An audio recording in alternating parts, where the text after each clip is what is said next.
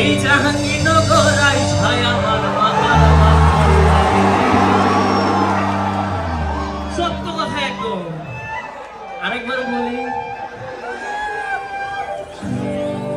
এই জাহাঙ্গীরনগর আইছায় আমার মাথার লাগে। এই মানুষ দেখা মন পিঞ্জরায় সুখের পক্ষী ডাকে।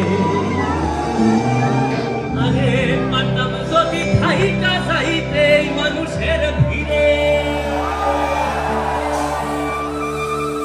গানে গানে কাটায় দিতাম আমার জীবনটা রে।